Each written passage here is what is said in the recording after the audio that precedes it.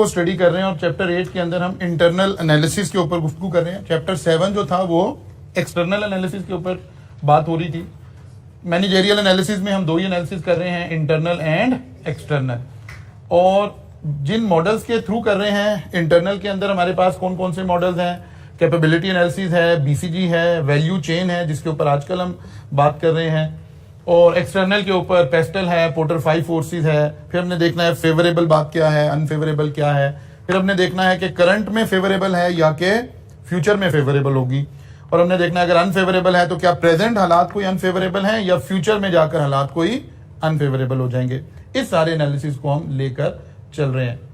इसके अंदर हमने डिफरेंट एस्पेक्ट्स को स्टडी कर चुके हैं। और कल हमने देखा था पोर्टर वैल्यू चेन एनालिसिस।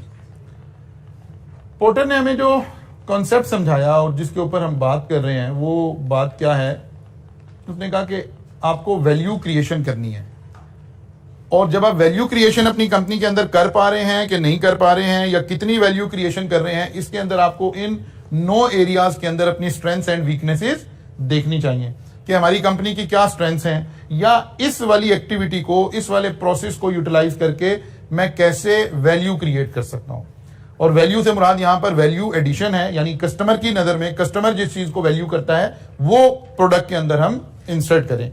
तो असल में जो वैल्यू एनालिसिस है और क्रिटिकल सक्सेस फैक्टर जो एनालिसिस था, क्रिटिकल सक्सेस फैक्टर, ये बेसिकली वर्सेस वैल्यू एनालिसिस, ये एक ही चीज के दो एस्पेक्ट हैं देखने के। जैसे हम कह रहे हैं कि ये सारे मॉडल्स ऐसे ही हैं, अपने अपने जो रिनाउंड मैनेजमेंट अकाउंटेंट के लोग हैं वो अपना अपना मॉडल पेश कर रहे हैं कि ऐसे देखना चाहिए, ऐसे देखना चाहिए। तो क्रिटिकल सक्सेस फैक्टर भी मोर और लेस यही बात कह रहा था कि हमें देखना चाहिए कि हमारी प्रोडक्ट के अंदर वो कौन कौन से फैक्टर्स हैं जो क्रिटिकल हैं कस्टमर की नजर में। यहां भी हम यही देख रहे हैं। लेकिन पोर्टर ने क्या किया, इनको दो हिस्सों में बांट दिया। उसने कहा एक प्राइमरी एक्टिविटीज है हमारे पास जिनके साथ हम मेजरली काम कर रहे हैं, लेकिन ये एक्टिविटीज उस वक्त तक काम नहीं कर सकती जब तक इनको सपोर्ट एक्टिविटीज जो है वो सपोर्ट प्रोवाइड ना करें।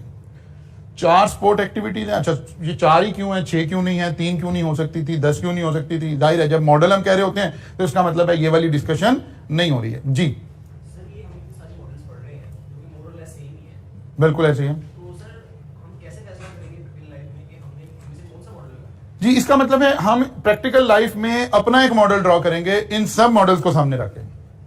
क्या यार ये भी देखना चाहिए, इस पे भी फोकस होना चाहिए, इस पे भी फोकस होना चाहिए, क्योंकि प्रैक्टिकल लाइफ में तो हमने ये नहीं कहना कि पोर्टर 5 फोर्सेस लगा रहे हैं या वैल्यू चेन लगा रहे हैं या क्रिटिकल सक्सेस लगा रहे हैं। हमने तो अपने ओवरऑल बिजनेस को देखना होगा। ये तो एग्जामिनेशन स्टाइल है ना कि जब वो हमें कहेगा कि वैल्यू चेन लगाएं तो हम वैल्यू चेन लगा रहे होंगे, जब वो हमें कहेगा कि आप बेंचमार्किंग बताएं तो हम बेंचमार्किंग कर रहे होंगे।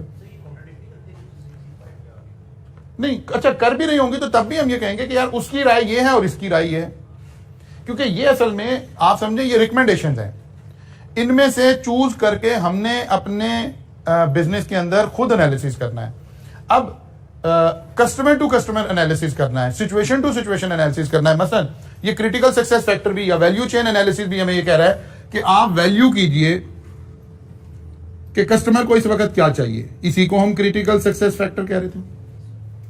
अब ये 2 कस्टमर के लिए बिल्कुल डिफरेंट हो सकता है, 2 सिचुएशंस के लिए बिल्कुल डिफरेंट हो सकता है। मसलन आप फर्ज किया एक एसी खरीदने के लिए गए हैं, और जब आप एसी खरीदने के लिए जा रहे होंगे, असल में सारा सब्जेक्ट आपको कह भी यही रहा है कि आप कोई सिचुएशन एज्यूम करके खुद को उसमें ले जाकर सोचें कि अब इस सिचुएशन में क्रिटिकल सक्सेस फैक्टर क्या होंगे। आप एसी परचेज करने जा रहे हैं, कस्टमर क्या चाह रहा होगा उस वक्त? क्वालिटी चाह रहा होगा। अच्छा जी, चलिए जी, क्वालिटी चाह रहा होगा। हम कहते हैं जी नंबर 1 क्वालिटी होगी जी, और प्राइस चाह रहा होगा, और critical success factor, very good, सबसे ज्यादा इलेक्ट्रिसिटी की कंजम्पशन वो देख रहा होगा कि ये इसकी कंजम्पशन क्या है, यानी एफिशिएंसी क्या है, ठीक है ना, एनर्जी एफिशिएंट कितना है, एनर्जी एफिशिएंट। और क्या चाह रहा होगा? आफ्टर सेल्स चाह रहा होगा, ठीक है ना, ये सारी चीजें हमें। अच्छा, फिर यहीं पर वो जब आपने कॉस्ट अकाउंटिंग में टारगेट कॉस्टिंग पढ़ी होगी, तो टारगेट कॉस्टिंग का भी एक एस्पेक्ट था, पता नहीं अब आपके सिलेबस में है कि नहीं है, कि वैल्यू एडेड सर्विसेज कौन सी हैं और नॉन वैल्यू एडेड सर्विसेज कौन सी हैं। अब ये पता नहीं आपके सिलेबस में है कि नहीं है, ठीक है ना। मतलब टारगेट कॉस्टिंग का कॉन्सेप्ट तो ये था कि एक प्रोडक्ट जिसकी सेल प्राइस 180 रुपए है और हमारा मार्जिन रिक्वायर्ड 30 रुपए है, तो हमारे पास जो कॉस्ट का बजट है वो 150 रुपए, ठीक है ना। ये हमारी टारगेट कॉस्ट है। वो कहते हैं अच्छा अब 150 में चीज नहीं बन रही, 190 में बन रही है, तो क्या करें। तो कहते बिल्कुल नहीं बनानी, हमारे पास बजट ही 150 है। अगर हम 150 से ज्यादा की चीज बनाते हैं तो जो हमारा ऑब्जेक्टिव है ये तो अचीव ही नहीं होना। तो ऐसा बिजनेस, ऐसा काम करने का क्या फायदा है जिसमें हमारा टारगेट ही अचीव नहीं हो रहा। तो वहां भी वो कहते हैं कि नहीं, अब आप इस 190 की जो कॉस्टिंग है इसको दो हिस्सों में बांटे, वैल्यू एडेड कॉस्ट कौन सी है और नॉन वैल्यू एडेड कॉस्ट कौन सी है। यानी ऐसी कॉस्ट जो इनकर हो रही है और कस्टमर की नजर में इस प्रोडक्ट में वैल्यू ऐड हो रही है, फायदा हो रहा है, उनकी लिस्ट अलग करें। और कुछ चीजें ऐसी हैं जो आप कॉस्ट भी खर्च कर रहे हैं और कस्टमर उसको वैल्यू भी नहीं दे रहा। अब क्योंकि आपको सामना किस चीज का, कॉस्ट रिडक्शन करनी है, तो ऑब्वियसली सबसे पहले इन प्रोडक्ट्स को माइनस करके देखें। हो सकता है ये माइनस करने के बाद इसकी कॉस्ट आपकी रेंज में आ जाए। अच्छा पता चला ये माइनस करने के बाद ये 140 रुपए का हो गया। टारगेट कॉस्टिंग ये कहती है कि नहीं, अब आपके पास 10 रुपए का बजट आ गया, इसमें ऐड करें वैल्यू, इसमें वैल्यू ऐड करें। बिकॉज आप ये करना चाह रहे हैं, इस पर आए, इस बजट में जो कुछ कस्टमर को दिया जा सकता है वो देना है, जो नहीं दिया जा सकता उसको देखना है, value added non value added उसको माइनस कर लेना। अब ये भी वही बात हो रही है जो भी हम कर रहे हैं। तो एक्चुअली डिफरेंट मॉडल्स एक ही किस्म की गुफ्तगू करते हुए आगे चल रहे हैं और ये सारी गुफ्तगू बहुत ज्यादा सब्जेक्टिव है, सिचुएशन टू सिचुएशन है। मसलन आपने एसी के डिब्बे की पैकिंग बहुत अच्छी की हुई है, क्या जब आप एसी को चूज करने जा रहे हैं उस वक्त आप ये भी देख रहे हैं कि इसकी पैकिंग किस में आ रही है? नहीं, जनरली पैकिंग तो डिस्कस ही नहीं हो रही। आप तो शॉप के अंदर हैं, यहां एसीज लगे हुए हैं, यहां मॉडल देख रहे हैं, डिजाइन देख रहे हैं, फीचर देख रहे हैं, उसके पीछे एक ये लगा हुआ नजर आ रहा है, यहां ये इसकी सारी एफिशिएंसी की रेशोज लिखी हुई हैं। जो पढ़ा लिखा कस्टमर है वो इनको भी रीड कर रहा है कि अच्छा इसकी एफिशिएंसी क्या है, इसकी कूलिंग कैपेसिटी बीटीयू कितने हैं, वो सारी चीजें भी वो देख रहा है। लेकिन कोई ये नहीं कर रहा यार ला के दिखाओ ये किस डब्बे में आया, ऐसे ही ना। लेकिन क्या डिब्बा कस्टमर के लिए अहम नहीं है? अहम है। अब यहां से एक कॉन्सेप्ट समझे, इसी से ही क्रिटिकल सक्सेस फैक्टर को देखने का एक दूसरा एंगल भी है। कुछ कॉस्ट ऐसी हैं which the customer is willing to pay, लिखेंगे ये बात। कुछ कॉस्ट ऐसी हैं जो कस्टमर विलिंग टू पे है, यानी कस्टमर समझता है कि हाँ यार ये चीज मुझे मिल रही है और इस वजह से ये चीज महंगी है तो कोई बात नहीं है भाई, ठीक है, कोई मसला नहीं है। और कुछ कॉस्ट ऐसी हैं जो कस्टमर विलिंग टू पे नहीं है, हाँ उसे मिल रही है तो उसे अच्छा लग रहा है। मसलन जब आपने एसी उसने आपको निकाल के लेकर आया, स्टोर से एसी लेकर आया, तो जिस पैकिंग में वो है वो पैकिंग थोड़ी सी खराब हुई है, फटी हुई है थोड़ी सी, तो कस्टमर फौरन कहेगा यार भाई ये क्यों ले आए, ये फटा हुआ डब्बा ले आए तो मेरे लिए सही वाला लेकर आओ, ठीक है। लेकिन अगर उसे एसी को सेल करने का मॉडल ये हो कि ये एसी लगा हुआ है और आपने इसकी प्राइस बताई जी, फर्ज किया 75,000 है, फिर आपने उसे कहा कि सर 3 ऑप्शन हैं, ये डिब्बा 1 है, ये 2 है, ये 3 है, ये 1,000 रुपए की पैकिंग है, ये 1,500 रुपए की पैकिंग है, ये 3,000 रुपए की पैकिंग है, बताइए किस में पैक कर दें? वो कहते हैं ऐसी गाड़ी में रख दें, मैंने तो जाती तो फिट करवा लेना। Actually he is not willing to pay. इसका मतलब है इस वक्त इस डिब्बे को ये कस्टमर क्या कह रहा है, नॉन वैल्यू एडेड। और नॉन वैल्यू एडेड के ऊपर कस्टमर पैकेज में कोई चीज आ रही है उसे बड़ी अच्छी लग रही है, आप उसे सेपरेटली चार्ज करके देखें वो फौरन पीछे हो जाता है। और इसी टेक्निक से हम दुनिया भर में बहुत सारे ट्रेंड्स को इंट्रोड्यूस करते हैं, चलाते हैं। जैसे जब दुनिया को लगा कि यार ये जो शॉपिंग बैग्स हैं ये हमारे एनवायरनमेंट को खराब कर रहे हैं, तो इससे पहले वाली वर्ड क्या थी, जो अच्छे ब्रांड थे वो इतने बेहतरीन, इतनी अच्छी क्वालिटी के शॉपिंग बैग्स बनाते थे कि लोग उन शॉपिंग बैग्स को शॉपिंग के अलावा कैरी करते थे कि यार ये बड़ा अच्छी क्वालिटी का बैग है। और जब ये ट्रेंड आया उसने सबसे पहला काम ये किया, क्योंकि ग्रेजुअली कस्टमर के बिहेवियर को चेंज करना पड़ता है। आपने देखा होगा हमारे मुल्क में भी चले अच्छे बैग नहीं थे, लेकिन इन सब ने ये करना शुरू किया कि आप मेट्रो से किसी भी जगह से जाते हैं, शॉपिंग करते हैं, उन्होंने शॉपिंग बैग को चार्ज करना शुरू किया। अगर कितने शॉपिंग बैग चाहिए, इतने का एक है। कस्टमर जो 50,000 की ट्रॉली में पैकिंग वो शॉपिंग करके आया ना, वो 20 रुपए के शॉपिंग बैग नहीं खरीदना चाहता, क्योंकि उसकी नजर में ये नॉन वैल्यू एडिड एक्टिविटी है। वो इस पे 20 रुपए नहीं खर्चना चाहता और 50,000 रुपए की शॉपिंग करके आया। अब वो ऐसे मैथमेटिकल कैलकुलेशन दिमाग में करता है कि कितने मुझे चाहिए, और जब तक वो फ्री दे रहे थे तो वो अगर मतलब चाहिए 5 बैग और उन्होंने 10 रख दिया, फिर भी कहता था यार भाई और रखो ना, आप देखिए नहीं कितनी शॉपिंग है। नॉन वैल्यू एडिड बिहेवियर इसी का नाम है। तो हम चीजों में से वो चीजें निकाल देते हैं। हाँ, ये इस सारी दुनिया ने इस वाली टेक्निक को, टारगेट कॉस्टिंग के इस कॉन्सेप्ट को फिर इंट्रोड्यूस करके इस तरह बिल्ट इन किया। उन्होंने कहा यार आप अपने प्रोसेस के ना फीचर्स अलग अलग करके सेल करने शुरू कर दें जिस कस्टमर के लिए, क्योंकि हम एक ओवरऑल एनालिसिस करेंगे तो उसमें कुछ लोग होंगे उनके लिए वो चीज फिट बैठेगी और कुछ होंगे उनके लिए फिट नहीं बैठेगी। तो आप ऐसा करें, अपनी प्रोडक्ट के ना फीचर अलग अलग कर दें, एक बेसिक प्रोडक्ट कर दें, फिर इसमें जिसके लिए जो चीज वैल्यू है उसकी अलग प्राइस चार्ज करें। जिसके लिए वैल्यू करता होगा खरीद लेगा, जिसके लिए नहीं करता। मसलन एक शख्स ने एसी जो है गिफ्ट करना है, वो हो सकता है कि यार आप इस वाले डिब्बे में पैक करें, और एक है जिसने लाते ही घर रखना भी नहीं है, वो कह रहा है भाई कारीगर मेरे साथ भेजें, वो कह रहा होगा भाई ये भी नहीं चाहिए, आप मुझे सिर्फ एसी मेरी गाड़ी में रखें, जाते मैंने फिट कर देना, मुझे क्या जरूरत है बैग की। इसका मतलब है खुद ही फैसला कर लेंगे लोग कौन सी चीज उनके लिए क्रिटिकल सक्सेस है, कौन सी चीज वैल्यू ऐड कर रही है, कौन सी चीज वैल्यू ऐड नहीं कर रही है। ऑटोमोबाइल इंडस्ट्री ने सबसे ज्यादा इस कॉन्सेप्ट को, क्रिटिकल सक्सेस फैक्टर को, वैल्यू एडिशन को सबसे ज्यादा यूटिलाइज किया। उन्होंने क्या किया, उन्होंने कहा जी एक हमारा बेसिक वेरिएंट आ गया गाड़ी का, ये तो है ही है, ये तो सब कुछ आ ही रहा होगा। जापानीज में खास तौर पे, क्योंकि सारी टेक्निक ज्यादा जापान से आ रही थी, तो जापानीज ने सबसे ज्यादा इसको यूज किया। उन्होंने उसके बाद गाड़ी के फीचर्स देने शुरू कर दिए कि जी अब आप बताइए कौन कौन से सेंसर आपको गाड़ी में रिक्वायर्ड है, क्या आपको लाइट्स का सेंसर रिक्वायर्ड है, रेन का सेंसर रिक्वायर्ड है, पार्किंग का सेंसर रिक्वायर्ड है। हर सेंसर की अलग अलग प्राइस है। जब आप गाड़ी बुक करवा रहे हैं, जो जो चीजें टिक करेंगे वो गाड़ी में लगा देंगे, जो नहीं करेंगे वो नहीं लगाएंगे। इसीलिए जो जापानीज व्हीकल्स आपके यहाँ आती हैं, ये यूज वाली जो व्हीकल आती हैं, आप कभी उसको ऐसे एनालिसिस के लिए देखें जाकर, तो एक ही गाड़ी दूसरी गाड़ी के फीचर्स फर्क हैं। क्यों फर्क है? वहां ये सेल अलग अलग हो रही हैं चीजें, कि जिसके लिए चीज वैल्यू ऐड करेगी वो वैल्यू ऐड करवा लेगा, जिसके लिए नहीं करेगी वो नहीं करवाएगा।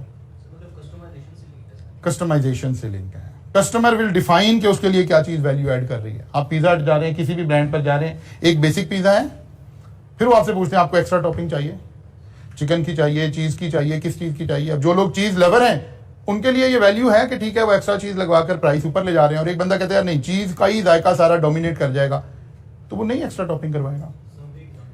ठीक है ना, सब लोग इस तरह से चलेंगे, इस तरह से हम ये सारा काम कर रहे होंगे। ऐसे ही ऑर्गेनाइजेशन ने यहां सोचना है कि कहां मैं वैल्यू ऐड कर सकता हूं और कहां मैं वैल्यू ऐड नहीं कर सकता, या मेरे इनबाउंड लॉजिस्टिक कोई वैल्यू ऐड कर रहे हैं कि नहीं कर रहे हैं। इसी के ऊपर एक छोटी सी एग्जांपल ये मैंने यहां एक डाली है मैकडोनल्ड से रिलेटेड, क्योंकि मैकडोनल्ड को हम पहले भी डिस्कस कर रहे हैं। तो मैकडोनल्ड ने कैसे वैल्यू चेन एनालिसिस को अप्लाई करके अपनी चीजों को बेहतर किया। सबसे पहले इनबाउंड लॉजिस्टिक से क्या मुराद थी? चीजें परचेज करने से लेकर इस्तेमाल से पहले तक, स्टोरेज तक, ये इनबाउंड लॉजिस्टिक कहलाएंगे। ठीक है ना, इसका मतलब है यहां अगर हमें ऐसे कोई सिनेरियो बेस दिया जाए तो हमें सोचना पड़ेगा कि अच्छा यार ये वाला इदारा क्या चीजें खरीद रहा होगा। तो अब जरा हम सोचते हैं क्या मैकडोनल्ड क्या खरीद रहा होगा। जाहिर है कहीं से चिकन खरीद रहा होगा, कहीं से मायो खरीद रहा होगा, कहीं से बन खरीद रहा होगा, कहीं से वो आइसबर्ग और ये जो वेजिटेबल्स और ये जो पिकल्स उसमें डल रही हैं, ये सारी चीजें खरीद रहा होगा। इसका मतलब है जब हम इनबाउंड लॉजिस्टिक्स की बात करेंगे तो हमने देखना है कि यार क्या इनके बेहतरीन सोर्सेज अवेलेबल हैं मैकडोनल्ड के पास। तो पता चलेगा कि yes, low cost, McDonald has pre selected low cost supplier for raw material for their food and beverages और दिस एंड दिस। ये इसके किसको रिप्रेजेंट कर रही है? इनबाउंड लॉजिस्टिक को रिप्रेजेंट कर रही है। अब वैल्यू क्रिएट होने का क्या मतलब है? क्या ये काम करके हम एक्स्ट्रा पैसे कमा रहे हैं? तो कैसे कमाएंगे? दो में से कोई एक बात, या तो हम चीजें से, या हम चीजें वो खरीद रहे हैं कि क्वालिटी हम प्रोडक्ट में डिफरेंशिएशन कर पा रहे हैं, और हम कह रहे हैं क्योंकि हम ये चीज यूज करेंगे तो दूसरा कोई यूज नहीं कर रहा होगा, तो भी एक ही बात है, फिर भी बिल्कुल ठीक हो गई बात। ऐसे हमने एनालिसिस करना है हर एक फीचर को सेपरेट करके, कि या तो कॉस्ट में चीजें कम हैं, या हमारी उनकी हैंडलिंग कोई बड़ी स्पेसिफाइड किस्म की है। ठीक है, मतलब इसमें सबसे ज्यादा सेंसिटिव एरिया वो आइसबर्ग वाला एरिया होता है, सबसे ज्यादा सेंसिटिव प्रोडक्ट, ये वो थोड़ी सी देर में वो अपनी क्वालिटी लूज कर जाती है। उसका क्या अरेंजमेंट है, वो हमारे तक कैसे पहुंचती है। हो सकता है हमने फार्मर्स के साथ कोई ऐसा अरेंजमेंट कर रखा हो और हमारी कोई स्पेशल डिलीवरी वैन्स हो जिसके अंदर वो बिल्कुल सही क्वालिटी में हमारे इन हाउस तक पहुंचती है, मेंटेन टेम्परेचर के ऊपर पहुंचती है और फिर हम उसे मेंटेन ही टेम्परेचर के अंदर रखते रखते इस्तेमाल कर लेते हैं। हम कहेंगे कि अच्छा यार, इस सारे इनबाउंड लॉजिस्टिक्स से क्या हुआ, हम बेटर क्वालिटी प्रोड्यूस कर पा रहे हैं। तो लोगों को समझ आ रही है कि अच्छा यार, ये जितनी फ्रेश आइसबर्ग यूज कर रहे हैं कोई नहीं यूज कर रहा आइसबर्ग, वैल्यू क्रिएट हो गई है। या ये जितना अच्छा चिकन यूज कर रहे हैं, वैल्यू क्रिएट हो गई है। या यार, इनके चिकन में कभी ऐसा नहीं होता कि आपने चिकन पीस को ओपन किया है तो कहीं से अंदर से ब्लड टाइप कोई और ऐसी चीज निकल आए। ये सब क्या हो रहा है, वैल्यू क्रिएशन हो रही है, वैल्यू क्रिएशन हो रही है।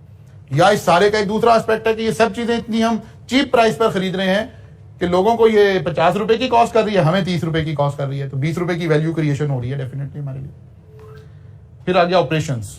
ऑपरेशन में हमने कहा था कि हम अपने रॉ मटेरियल को आउटपुट में कन्वर्ट करने के लिए जो कुछ मशीन, इंफ्रास्ट्रक्चर जो कुछ है वो सब हमारे क्या है, ऑपरेशंस है। तो फिर हम देखेंगे कि अच्छा जी, हमारे पास क्या ऑपरेशंस है, क्या इक्विपमेंट है, हाईटेक इक्विपमेंट हमारे पास मौजूद है। हम चीज, क्योंकि फास्ट फूड इंडस्ट्री का जिक्र कर रहे हैं, फास्ट फूड इंडस्ट्री में चीजों की जो लाइफ है वो मिनट्स के अंदर मेजर होती है। हमारे एसओपीज क्या हैं, हम उस सारे के उसको देख रहे हैं और हम उस लाइफ को कैसे प्रिजर्व करने में कामयाब हो रहे हैं, तो वो हमें ऑपरेशन बताएंगे। फिर आ गया outbound logistics. Instead of formal sit down restaurant, McDonald have restaurant that focus on customer service, self service counter या ड्राइव थ्रू के जरिए काम करें। हम इस पे बिलीव नहीं करते कि लोग आकर बैठ जाएंगे, फाइन डाइन की तरह से लोग आकर बैठ जाएंगे, वहां जाकर मेन्यू लेंगे, वहां ऑर्डर होगा, फिर चीजें वहां डिलीवर होंगी। जनरली ऐसा नहीं करते। या कस्टमर आके काउंटर पे ऑर्डर देगा और अपना ऑर्डर खुद पिक करके अपनी टेबल पे जाएगा, या ड्राइव थ्रू में आएगा, या फिर हम होम डिलीवरी कर रहे होंगे। ये 3 मॉडल्स हमारे चल रहे हैं। तो ये क्योंकि चीज बनने के बाद कस्टमर तक पहुंचने का नाम क्या है, आउटबाउंड बाउंड्रीज। चीज बनने के बाद कस्टमर तक पहुंचने से पहले सम टाइम आपको स्टोरेज भी रिक्वायर्ड है और डिलीवरी भी रिक्वायर्ड है। अब आप देखते हैं, बाज ब्रांड्स को आप कॉल करते हैं, होम डिलीवरी में उनसे चीज मंगवाते हैं, जब फूड आपके पास आता है तो जस्ट लाइक ओवन हॉट होता है। और बाज ब्रांड जो है वो इस चीज को नहीं मेंटेन कर पाते और वो कहते हैं कि हाँ ठीक है भाई, हम अपनी पूरी कोशिश कर रहे हैं, लेकिन जाहिर है आपके घर तक चीज पहुंची है तो ठंडी हो गई या कुछ भी हो गया। इसका मतलब है वो वैल्यू क्रिएट नहीं कर पा रहे। किस हेड में, आउटबाउंड लॉजिस्टिक्स के अंदर। अब देखना पड़ेगा कि आपका, फिर वही बात है, आपका क्रिटिकल सक्सेस फैक्टर है क्या, या कस्टमर किसको वैल्यू कर रहा है, आपकी प्रोडक्ट कौन सी है। आप अगर पिज्जा डिलीवरी कर रहे हैं तो यकीनन कस्टमर इसको वैल्यू करेगा कि आपने कितना हॉट पिज्जा उन तक डिलीवर किया है। अगर आप हमेशा ही, आपने इस सारे के लिए आपको क्या स्ट्रेंथन करना पड़ेगा, आपको अपनी आउटबाउंड लॉजिस्टिक्स को स्ट्रॉन्ग करना पड़ेगा। क्या मतलब, आपके राइडर ज्यादा होने चाहिए, वो राइडर के पास जो हॉट बॉक्स है वो अच्छी क्वालिटी का होना चाहिए, उसको हैंडलिंग की प्रॉपर ट्रेनिंग होनी चाहिए। एक राइडर बहुत ज्यादा ऑर्डर लेके ये ना सोचें आप यार ये उधर ही गार्डन टाउन में जा रहा है तो गार्डन टाउन के चारों ऑर्डर लेकर चला जाए। अब आपको इन्वेस्ट करना पड़ेगा ना। If you want to create value तो आपको कहीं ना कहीं कुछ करना पड़ेगा, फिर ही वैल्यू क्रिएशन होगी। और पता चले, अब मैं आपको जस्ट एक आइडिया दे रहा हूं, पता चले एक शॉप है और उन्होंने अपना एक एरिया आइडेंटिफाई कर लिया कि यार इस एरिया के अंदर ना हमारे पास रीजनेबली गुड ऑर्डर आ ही रहे होते हैं। ये कोई 1-2 ब्लॉक हैं और इसके अंदर हमारे पास ऑर्डर आ ही रहे हैं और कोई स्पेसिफिक 1-2 प्रोडक्ट्स हैं, आपकी बहुत लंबी रेंज ऑफ प्रोडक्ट अवेलेबल नहीं है। हाँ कहा यार व्हाई नॉट, हमें एक वैन बनाए, हम पिज्जा ही बनाना है, पिज्जा के अंदर इतना लंबा सारा कोई मसला नहीं चाहिए, एक छोटी सी वैन हमारी हो, उसके अंदर ही पिज्जा मैन्युफैक्चरिंग हम कर लेंगे और जैसे ही ऑर्डर आएगा हम मैन्युफैक्चर करते करते होम घर तक पहुंचेंगे और ऑर्डर जनाब उन्हें उसी वक्त ओवन हॉट निकालकर पिज्जा डिलीवर कर देंगे। तो एकदम से सारी इंडस्ट्री के नॉर्म्स चेंज हो जाएंगे और इस बंदे के पास सबसे ज्यादा वैल्यू क्रिएशन करने का चांस होगा। इसने प्रोडक्ट को ही क्या कर दिया, डिस्क्रिमिनेट कर दिया। इसने कहा भाई बाकी पिज्जा छोड़ें यार, वो कोई आपके घर पे आके बना के दे रहे हैं, हम तो आपकी गली में उसी वक्त बना के ओवन से निकाल के आपको होम डिलीवरी में भी exactly oven hot pizza deliver कर रहे हैं। अब इस बंदे को अपने पिज्जा को हाई कॉस्ट पर बेचने की जो सलाहियत पैदा हो रही है वो क्यों हो रही है, आउटबाउंड लॉजिस्टिक्स की वजह से। तो ऐसे हमें हर हेड को देखना है, हर हेड को अलग अलग एनालिसिस करना है कि इस हेड में रहते हुए मैं वैल्यू क्रिएशन क्या कर सकता हूं। ठीक है ना, ये तो हमने ज्यादा इनोवेटिव बात कर ली, लेकिन हम अगर दरमियानी बात करें तो हम अपनी डिलीवरी को बेहतर मैनेज कर सकते हैं, हम डिलीवरी बॉय ज्यादा रख सकते हैं, हम अपना वो जो हॉट बॉक्स है उसके साथ उसकी क्वालिटी को बेहतर करके हम इन चीजों को क्या कर सकते हैं, फोकस कर सकते हैं। हम इस चीज पे फोकस करें कि एक डिलीवरी बॉय एक कस्टमर का ऑर्डर लेकर जा रहा हो, जब वो मल्टीपल कस्टमर का ऑर्डर लेकर निकलता है तो जाहिर है जिसको पहले डिलीवर करेगा उसको बेहतर क्वालिटी मिल जाएगी, जिसको बाद में करेगा उसको लो क्वालिटी मिल रही होगी। फिर मार्केटिंग एंड सेल्स को देखना पड़ेगा कि हम मार्केट कैसे कर रहे हैं, हम पिच किसको कर रहे हैं, हम टारगेट किसको कर रहे हैं। फिर वही देखना पड़ेगा क्रिटिकल सक्सेस फैक्टर कौन लोग हैं। मतलब एक फास्ट फूड रेस्टोरेंट है और एक फैमिली आई है, तो उसने फैमिली के किन लोगों, कौन से लोग उसके लिए क्रिटिकल सक्सेस फैक्टर हैं। टीनेजर हैं, किड्स हैं, या 40+ 35+ वाले लोग हैं, किसको उसने खुश करके भेजना है, किसके ऊपर फोकस होना चाहिए। तो फास्ट फूड में 40+ वाले तो इतने ज्यादा उसके कस्टमर नहीं होंगे। इसका मतलब है या वो टीनेजर को टारगेट करे या फिर किड्स को टारगेट करे, बिकॉज ये डिराइव करके कस्टमर को लेकर आ रहे हैं, ये घर में प्लान बना रहे हैं कि नहीं आज फलां जगह खाना है, नहीं आज ये नहीं खाना, आज ये करना है। वो बेचारे जो मेरे वाली एज के बंदे हैं वो तो बस एज ड्राइवर साथ जा रहे हैं कि चलो भाई, या एटीएम साथ जा रहे हैं कि पैसे मैंने देने हैं तो चलो जी बस दैट्स इट। इसका मतलब है क्रिटिकल सक्सेस फैक्टर में ये वाला एरिया भी आपको देखना पड़ेगा कि आपने किसकी नीड, हमने कहा था ना मार्केटिंग से क्या मुराद है, कस्टमर की नीड्स देखनी है, किस कस्टमर की नीड्स देखनी है। बात दफा एक छोटी सी बात, एक छोटा सा फैक्टर एक मेजर डिफरेंस क्रिएट कर देता है। मतलब आज से कोई 5-7 साल पहले एक ब्रांड शुरू हुआ जॉनी जुगनू के नाम से, आप में से कुछ लोग जानते भी होंगे डेफिनेटली उसको। ये लम्स के 3 बच्चे थे और ये एक ब्रांड शुरू हुआ जॉनी जुगनू के नाम से, और इन्होंने फास्ट फूड में टीनेजर को टारगेट करने के लिए अपनी प्रोडक्ट को थोड़ा सा रीवैम्प किया। रीवैम्प क्या किया, इन्होंने मील की क्वांटिटी ऐसी रखी कि एक टीन एज का बच्चा भी अगर एक मील लेता है तो उसकी फूड की नीड्स पूरी हो जाती है। जाहिर है क्वालिटी भी अच्छी थी, इनका टेस्ट भी बेहतर था, सब कुछ बाकी सब चीजें तो होनी थी। In addition to that KFC से, मैकडोनल्ड से, हार्डीज से या किसी भी और ब्रांड से इन्होंने जो डिफरेंशिएट किया खुद को, वो उस मील की क्वांटिटी को किया। आप चले जाएं शाम में, पागलों की तरह रश लगा हुआ है हर जगह पे, इनकी हर ब्रांच ऐसे है जैसे फ्री बट रहा है। एक छोटा सा फैक्टर चीजों को ड्राइव कर रहा है। उन्हें लगा कि क्रिटिकल सक्सेस फैक्टर यह है कि एक बच्चा जो 500-700 रुपया 800 रुपया खर्च कर रहा है और उसको फील आ रही है कि यार अभी भी भूखा है, खाना तो घर ही जाके खाना है, इसको चेंज करें। ठीक है ना। तो इस एक फैक्टर से उन्होंने इतनी ज्यादा सक्सेस ली कि जिसका कोई हिसाब नहीं है। फिर सर्विसेज आपने सर्व कैसे करना है, एक्चुअली आपको डिसाइड करना पड़ेगा अपने बिजनेस मॉडल में। हमने कस्टमर को कैसे हैंडल करना है। अब मैं जॉनी जुगनू की बात ही करें, वो कहते हैं यार हमने कोई सर्विस नहीं देनी कस्टमर को। कस्टमर आए, अपनी गाड़ी पार्क करे, आके ऑर्डर करे, यहाँ खड़ा हो ऑर्डर ले, ना कोई सीटिंग अरेंजमेंट है, ना कुछ है, कोई चीज नहीं है। उनके ख्याल हर बिजनेस ने अपना मॉडल खुद बनाना है, क्या वैल्यू एडिड है, क्या वैल्यू एडिड नहीं है। वो कहते हैं यार मैं इतना बड़ा हॉल लूं, 2 लाख रुपया 3 लाख रुपया उसका किराया दूं, फिर उसके अंदर एम्प्लॉइज रखूं, फिर उसके अंदर एसी लगाऊं, फिर ये सारे ओवरहेड्स करूं। क्या कस्टमर ये सोच रहा है कि यार इस बर्गर को यहां बैठकर जब मैंने खाया है तो 150 रुपया तो इस एनवायरमेंट की कॉस्ट है। कहता नहीं, कस्टमर ये नहीं सोच रहा। उन्होंने कहा यार यही 150 रुपया ना उस फूड क्वालिटी में डाल दो, मील की क्वांटिटी ज्यादा कर दो, उसकी क्वालिटी ज्यादा कर दो। ये कस्टमर गाड़ी में बैठ के खा लेगा, गाड़ी की जो लड़के होंगे वो डिग्गी में बैठ के खा लेंगे, जो और ट्रेंडी बच्चे होंगे वो वहीं आके सड़क पे बैठ जाते हैं, नीचे वहीं बैठ के खाना शुरू कर देते हैं और वो अल्लाह गुला भी करते रहते हैं, वहीं खा भी जाते हैं। वो कहता है कस्टमर इसको वैल्यू नहीं कर रहा कि मैंने एम्बियंस क्या देनी है, और ना मैं उस कस्टमर को टारगेट कर रहा हूँ। मैं तो टीनेजर को टारगेट कर रहा हूँ जो आके वहीं गप्पे मारते रहेंगे, वहीं सिगरेट पी लेंगे, वहीं जनाब बैठ के खाना खा लेंगे और बस घर चले जाएंगे। इन्हें कोई मसला नहीं है कि जनाब बड़ा अच्छा एनवायरमेंट होना चाहिए था, कुछ नहीं होना चाहिए था, ना इन्हें आपने सर्व करना है, ना इन्हें कहना है जना ऑर्डर टेकर आए ऑर्डर ले, कुछ नहीं है। ये आए काउंटर पर ऑर्डर दें, क्योंकि रश है तो 20 मिनट खड़े हो इधर। हाँ, इन्हें थोड़ा सा फैसिलिटेट कर देंगे कि इन्हें अलार्म दे देंगे कि जब इनका ऑर्डर तैयार हो गया तो बेल हो जाए ताकि आके अपना रिसीव कर लें। वही 150 रुपया जो हॉल खरीदना था, जिसे आपने अपनी फिक्स कॉस्ट बढ़ानी थी, उसमें से हो सकता है उन्होंने 50 रुपए कहाँ डाल दी हो, फूड की क्वांटिटी में डाल दी हो, क्वालिटी में डाल दी हो, और वो एक सक्सेसफुल मॉडल आपके सामने नजर आ रहा है। तो एक्चुअली हमें ऐसे दिमाग को इस्तेमाल करना सीखना है कि कस्टमर ने, बिजनेसमैन ने डिसाइड करना है कि मेरे कस्टमर के लिए क्रिटिकल सक्सेस फैक्टर क्या होगा, मैं किसको टारगेट कर रहा हूं। अब जॉनी जुगनू पे जाकर कोई ऑफिस अपनी गैदरिंग नहीं रख सकता, कोई जो कॉर्पोरेट लोग विजिट करते हैं कहते हैं छोड़े यार ये वाला कस्टमर मेरा है ही नहीं, मैंने अट्रैक्ट नहीं करना। एक्चुअली क्लैरिटी ऑफ कॉन्सेप्ट आपको अपने बिजनेस का होना चाहिए, आपकी टारगेट मार्केट कौन लोग हैं।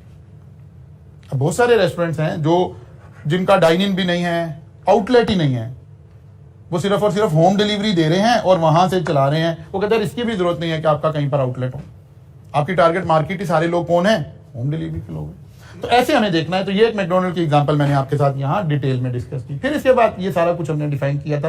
फिर किताब आपको कुछ थोड़ी सी बातें और भी बता रही है कि हमने कौन कौन सी एक्टिविटीज है। एडिंग वैल्यू से मुराद क्या है, मैनेजमेंट ने किस तरह से एडिंग वैल्यू करनी है। कहते हैं इस तरह के कुछ स्ट्रेटेजिक एस्पेक्ट आपको देखना चाहिए। हु इज द कस्टमर, जो भी सारी बातें मैं आपसे कर रहा हूं। कस्टमर कौन है? कॉर्पोरेट क्लाइंट है तो फिर मुझे और तरह का एनवायरमेंट चाहिए। फैमिलीज हैं तो मुझे और तरह का एनवायरमेंट चाहिए। टीनेजर हैं तो फिर मुझे और तरह का एनवायरमेंट चाहिए। तो सबसे अहम बात है आप सबसे पहले पूछे हु इज कस्टमर, ताकि आप उसके अंदर रहकर वैल्यू क्रिएट करें। वो कस्टमर किसको वैल्यू कर रहा है? क्या एम्बियंस को वैल्यू कर रहा है, या फूड की क्वालिटी को वैल्यू कर रहा है, या फूड के टेस्ट को वैल्यू कर रहा है? उस वक्त उसको देखे what feature of the product और सर्विस डू दे वैल्यू, किस चीज को वो उस वक्त वैल्यू कर रहा है। ठीक है, how do we provide value to the customer in the product और सर्विस, और हम कैसे वैल्यू क्रिएट कर रहे हैं, हम कैसे वैल्यू प्रोवाइड कर रहे हैं। How can we add the value that customer receives, how can we add value more successful than competitor. सबसे अहम मसला कि मैं कंपेटिटर से कैसे बेहतर हो जाऊं ताकि मुझे कंपेटिटिव एडवांटेज मिलना शुरू हो जाए। कि जी आप कहें जनाब अच्छा जी हार्डीज का बर्गर उसका वेट कितना है, फलां का बर्गर वेट कितना है, फलां का बर्गर वेट कितना है, कस्टमर वैल्यू करेगा ना।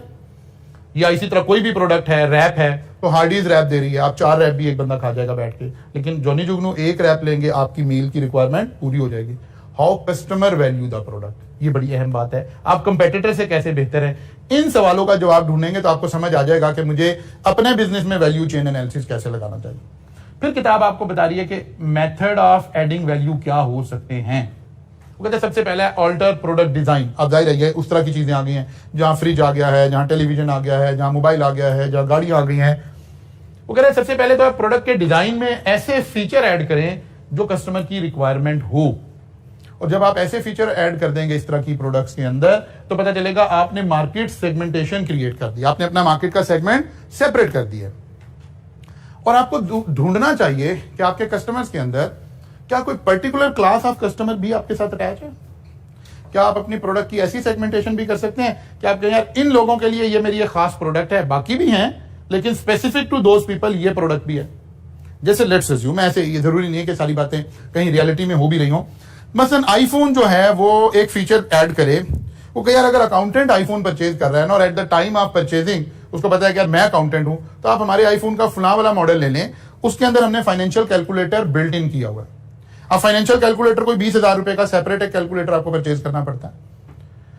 आप ये CFA वगैरह जो बच्चे कोर्सेज कर रहे होते हैं उन्हें खरीदने की जरूरत पड़ती है, आपको तो नहीं जरूरत पड़ती। तो अगर हमने फाइनेंशियल कैलकुलेटर इसके अंदर ऐड कर दिया है तो एक्चुअली हमने क्या कर दिया, एक मार्केट सेगमेंटेशन क्रिएट कर ली है। हमने अकाउंटेंट का एक सेपरेट सेगमेंट बना लिया है और जाहिर है 20,000 का कैलकुलेटर अगर मैंने इसके अंदर डाला है, अब मैं इसकी थोड़ी सी प्राइस बढ़ाने की भी पोजीशन में आ गया हूं।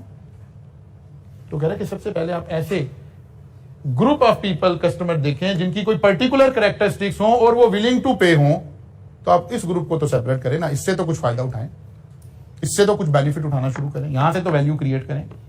फिर वो कह रहे हैं मार्केटिंग इजियर, वही हमने कहा था कि प्रोडक्ट कितना आसानी से मिल जाएगी, कहां मिल जाएगी, कितनी आसानी से मिल जाएगी, उसको देखना शुरू करें कि कितनी आसानी से आपको प्रोडक्ट अवेलेबल होगी। प्रमोटिंग अ ब्रांड नेम, वो कहता है एक है वैल्यू क्रिएट करने का आसान तरीका है, आप अपने ब्रांड को कस्टमर की नजर में उसकी वैल्यू बढ़ाएं ताकि कस्टमर को पता चले यार मैं खरीद रहा हूं, महंगी खरीद रहा हूं तो ठीक है यार मैं ब्रांड भी तो खरीद रहा हूं। और ब्रांड के साथ, एक सक्सेसफुल ब्रांड के साथ कस्टमर की लॉयल्टी पैदा हो जाती है। कस्टमर हमेशा पहले ही परसीव करता है कि उसको बेहतर क्वालिटी मिली है। परसेप्शन, हमने उस दिन भी बात की थी कि क्वालिटी परसीव भी हो सकती है, एक्चुअल भी हो सकती है। तो चले एक्चुअल नहीं भी है तो हम कह रहे हैं कि ब्रांड के साथ कस्टमर ने परसीव कर लिया है कि उसको अच्छी क्वालिटी मिल रही है। अगर आप अपने ब्रांड को बेहतर करें, यहां से भी आपको फायदा मिल सकता है। डिलीवरिंग अ सर्विस और प्रोडक्ट मोर क्विकली, लेकिन कब? जब क्रिटिकल सक्सेस फैक्टर यही हो या कस्टमर इसे वैल्यू कर रहा हो। और अगर कस्टमर कह रहा है यार इससे क्या फर्क पड़ता है, आप ज्यादा जल्दी प्रोडक्ट दे रहे हैं, कोई बात नहीं, ठहर के आ जाएगी। का मतलब है इस वाली रीजन में या इस वाली प्रोडक्ट में डिलीवरी टाइम वैल्यू ऐड नहीं कर रहा है, लेकिन अगर ऐड कर रहा है तो ये बड़ा जबरदस्त फीचर हो सकता है। مثلا पाकिस्तान में कोई ऑटोमोबाइल्स आए, नई गाड़ी आए और वो कहे यार ये आप लोगों ने सारी दुनिया से हटके कल्चर बना रखा है, पूरी दुनिया में कहीं ऐसा नहीं है कि आप गाड़ी खरीदने आए हैं तो पता चलता है गाड़ी ऑन पर अवेलेबल है। वो कहते नहीं यार हमारी गाड़ी ऑन पर नहीं अवेलेबल होगी, रेडी अवेलेबल है, आइए अभी पैसे दे गाड़ी घर ले जाएं, अपनी प्राइस पर ले जाएं। यहाँ तो जितनी छोटी गाड़ी है जो आम इंसान की गाड़ी है उस पर उतना ज्यादा ऑन है।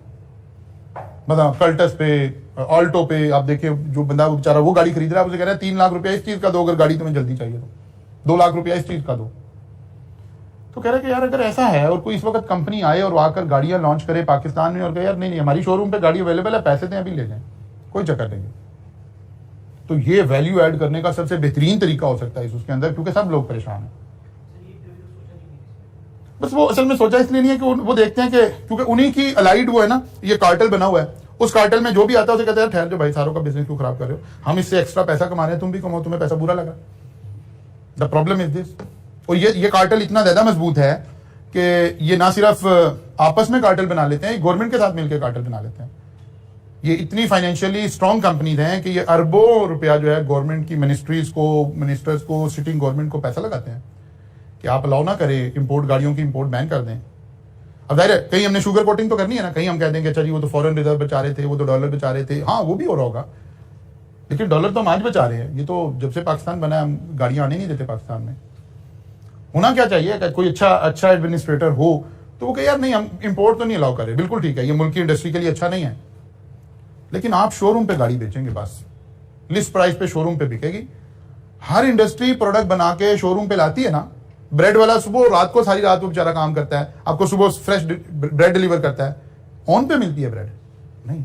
ये टीवी, एसी, मोबाइल, कौन सी चीज हम ऑन पे खरीद रहे हैं? वाई व्हीकल ओनली, कहीं तो प्रॉब्लम है ना। कोई और प्रोडक्ट बताएं जो आपको ऑन पे मिल रही है। हर प्रोडक्ट तैयार होके शोरूम पे पड़ी है, अपनी लिस्ट प्राइस पे पड़ी है, बल्कि बार्गेनिंग करके डिस्काउंट पे पड़ी है। गाड़ी क्यों नहीं ऐसे पड़ी? इसका मतलब है कहीं सिस्टम में खराबी है, तो वो उस वजह से ऐसे हो रहा है। अच्छा जी, तो delivery of the product and services, providing reliable services, और इस सर्विसेज से मुराद आफ्टर सेल सर्विसेज है। कि कल भी हमने बात की थी कि अगर आफ्टर सेल आपकी स्ट्रांग है तो एक बड़ा अहम आपके पास फीचर आ गया, आप वैल्यू ऐड करने का एक बेहतरीन जरिया तो यही बात हो सकती है।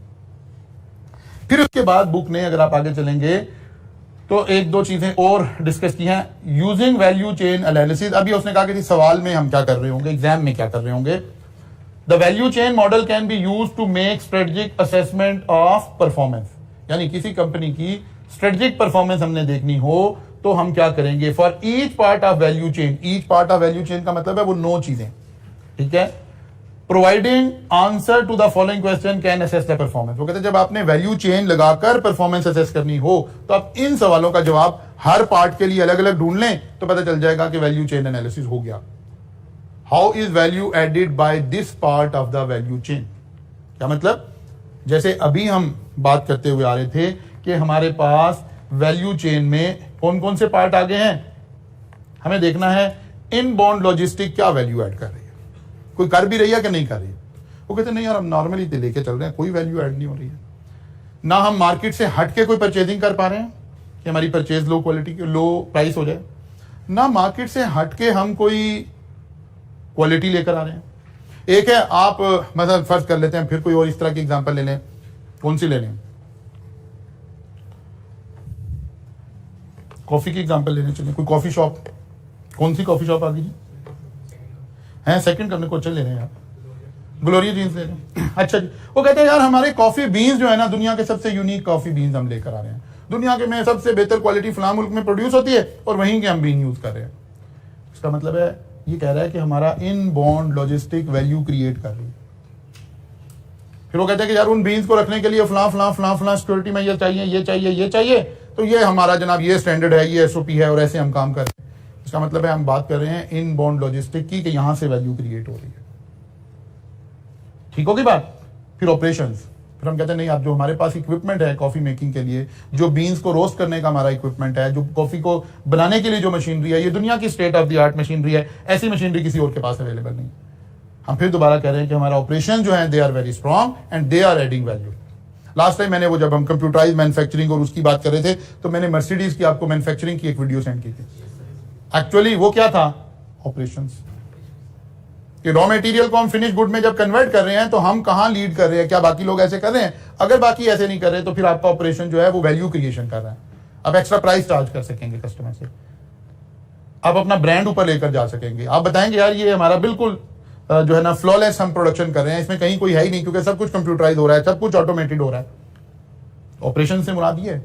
और अगर आप भी सब कुछ वही कर रहे हैं जो सब कर रहे हैं, तो फिर हम कह रहे होंगे कि ठीक है हम प्रोडक्ट सेल कर रहे हैं, लेकिन ये जो ऑपरेशन डिवीजन है ना, ये अलग से वैल्यू ऐड नहीं कर रहा, बल्कि हम रूटीन में काम कर रहे हैं, जैसे बाकी काम कर रहे हैं ऐसे हम काम कर रहे हैं।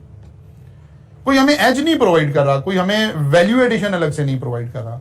फिर प्रोडक्ट बन गई है तो हमारे पास उसको डिलीवर करने, वो कह रहा है आपको यही बात वो समझा रहा है कि सवाल में आपने अलग अलग इनका आंसर देखना है।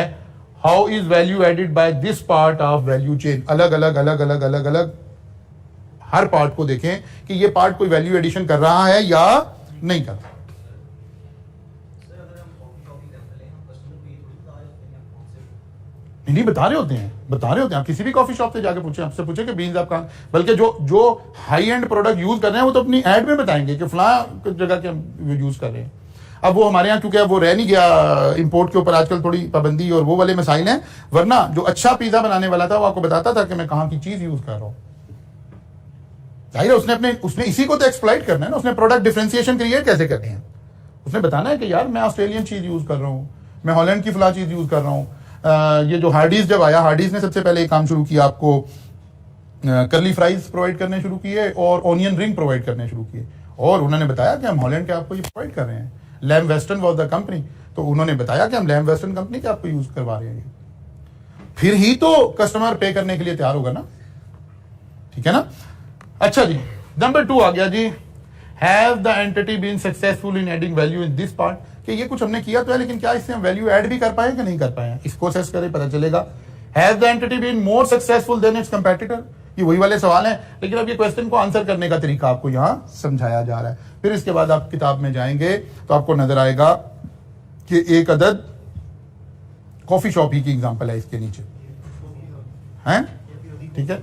तो एक कॉफी शॉप ही की एग्जांपल है। यहां से पता चल रहा है कि एग्जामिनर आपको चाह रहा है कि इस तरह का कोई कॉफी शॉप, कोई बर्गर शॉप, कोई और इस तरह का कॉलेज, कोई और इस तरह का पिज्जा शॉप, आपको इस तरह के किसी बिजनेस को वैल्यूएट करना आता हो और आप उसके ऊपर बात कर सकते हो। अच्छा, इसका एक आसान हल ये भी, अगर कोई थोड़ा सा ऐसा सवाल आ जाए, अगरचे शुरू की अटेम्प्ट में ऐसा सवाल नहीं आता, तो होगा वो ऐसा बिजनेस नहीं होगा जिसमें से आप कभी गो थ्रू ना किए हो, आपके इर्द गिर्द रहने वाला बिजनेस ही होगा एग्जाम में जब भी आएगा, ताकि आपको थोड़ा उसका नॉलेज हो। तो आपने फौरन से खुद को कस्टमर समझना है और आपके जहन में, दिमाग में ये बातें होनी चाहिए कि यार जब वैल्यू चेन एनालिसिस की बात आ रही है तो मुझे ये 5 बातें सोचनी है। तो बस अब जो आपके जहन में आ रहा है, यार ये होना चाहिए था, ये होना चाहिए था, ये होना चाहिए था, ये आप लिखना शुरू कीजिए, चल जाएगा कि क्या आप कर रहे हैं। वो कहता है जी एक शू मैन्युफैक्चरिंग वाली कंपनी आई है, वो शूज बनाती है। अब सबसे पहले आपने देखना है यार शूज की डिफरेंट डिफरेंट क्वालिटीज हैं, किस कस्टमर की बात हो रही है, किसकी नीड्स की बात हो रही है। मतलब एक शूज हो सकते हैं वो हम टीचर्स के लिए बने हुए हो सकते हैं, ठीक है ना। आप देखिएगा कि हमारे में से अक्सर टीचर ने ये शूज पहने हुए होंगे, ठीक है ना। जो भी टीचिंग में ज्यादा इन्वॉल्व है वो मोर और लेस इस तरह के शूज पर खड़ा हुआ होगा, बिकॉज उसे पता है हमारी शूज की नीड्स बिल्कुल डिफरेंट है। जो हमारी शाम में किसी पार्टी में जाने के वक्त शूज की नीड है वो और है, और ड्यूरिंग टीचिंग हमारी शूज की नीड और है। एक एथलीट के शूज की नीड और है, एक हाइकिंग करने वाले बंदे के शूज की नीड्स और हैं, एक फैशन में जो बंदे ने किसी फंक्शन में जाना है उसके शूज की नीड और है। तो अब देखना पड़ेगा, हम ले रहे होंगे, हम शूज लेने जाएंगे तो हम देखेंगे कि यार इस शूज में शॉक एब्जॉर्बिंग क्वालिटी क्या है, इसके अंदर मेमोरी फोम का यूज हुआ है नहीं हुआ, फलां चीज हुई फलां चीज हुई। तो पता चलेगा 2-3 ब्रांड के सिर्फ 1-2 शूज ऐसे हैं जो हमारी रिक्वायरमेंट को पूरा करते हैं। फिर हम क्या करते हैं, हम कहते हैं अच्छा शूज का कलर, फैशन, लुक सब पे सैक्रिफाइस करेंगे वो वाले शूज जो हमने ड्यूरिंग टीचिंग यूज करते हैं, क्योंकि हमारे लिए वैल्यू एडिशन उसमें वो कंफर्ट है जिसके सहारे हमने दिन में 5-6-8 घंटे खड़े होना है। हमें ना उसकी लुक चाहिए ना कोई और चाहिए, कुछ नहीं चाहिए। सब टीचर मोर और लेस थोड़े से दिनों के बाद, जब पहले 3-4 साल टीचिंग करने के बाद फिर उन्हें समझ आती है कि नहीं, सारा टीचर ने सारी टीचिंग 2 चीजों पर खड़े होकर करनी है, एक उसने अपने गले से करनी है, दूसरे उसने अपने शूज पे करनी है। तो वो नीड्स आपको आइडेंटिफाई हो जाएंगी।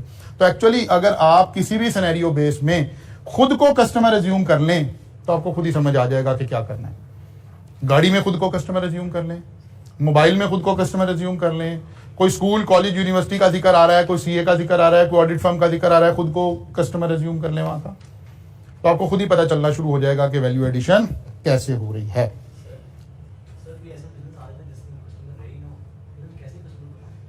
कोई बात नहीं, अगली अटेम्प्ट में उससे बेहतर सवाल ऐसा किया जा नहीं, मैंने पहले इतना बड़ा इन्वर्टेड कॉमर्स में लगाया था कि एग्जामिनर हमेशा ऐसा बिजनेस पिक करता है जो स्टूडेंट के इस लेवल पर एटलीस्ट वो इमेजिन जरूर कर सकता हो।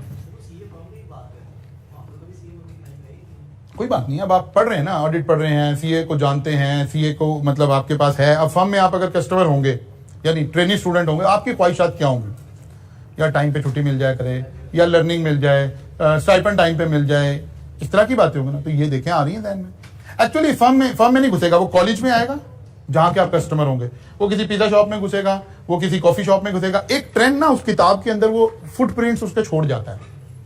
एक्चुअली वो जो हम बार बार एक बात कहते हैं, और ये थोड़ा डिफरेंट फीचर है हमारा, हम हर वक्त आई कैप के स्टडी टेक्स्ट के फजाइल बयान कर रहे होते हैं, और बाकी सारी इंडस्ट्री, बाकी सारे टीचर अपनी किताब, अपनी नोट्स के फजाइल बयान कर रहे होते हैं। मेरा मानना है, ये इंशाल्लाह आप अटेम्प्ट देकर आएंगे, आप भी इसके कायल हो जाएंगे। आई कैप ने एग्जाम के सारे फुटप्रिंट्स इन पेजेस के अंदर छोड़ रखे हैं। उसने किस तरह के बिजनेस डिस्कस करने हैं, उसको किस लेवल पे डिस्कस करना है, ये सब कुछ यहां लिखा हुआ है। इसलिए हम बार बार कहते हैं, आप इसको ये स्लाइड समझाने के लिए हम इस्तेमाल कर रहे हैं। यहां हम टीचिंग का आर्ट बीच में इंसर्ट करके उसमें कोशिश कर रहे हैं कि आपको समझ आ जाए, दिल में आपके बात चली जाए, कुछ लेक्चर के दौरान कुछ चीजें रिटेन हो जाएं। लेकिन बेंचमार्क ये नहीं है, बेंचमार्क ये नहीं है, बेंचमार्क किताब है। इनका 90% सोर्स आई कैप की किताब है। हाँ, हम उसमें कहीं टीचिंग स्किल ऐड कर रहे हैं, कहीं और कोई छोटी मोटी कंपैरिजन में बातें बेहतर समझ आती हैं, उन्हें कंपैरिजन में ले आते हैं, इस तरह की कुछ बातें कर रहे हैं, और कुछ नहीं कर रहे हैं। कहीं उसने फ्लो चार्ट्स नहीं बनाए हुए, हमें लगता है ये 4P एक ही नजर में देखकर बच्चे को जल्दी रिटेन हो जाएंगे, बस इतना सा है। लेकिन आपने बिजनेसेस देखने हो, आपने एग्जांपल्स देखनी हो, किस तरह की बात करेगा, तो वो आपको सारा एग्जाम के सारे फुटप्रिंट्स इस किताब में मौजूद हैं। इसके अंदर से एग्जाम आ रहा होगा, इस बात को याद रखें। कल मुलाकात होगी, पक्की बात है कि अगले वीक ईद के बाद मुलाकात होगी? कल होगी मुलाकात, ओके जी, कल मुलाकात होगी इंशाल्लाह। यहां से आगे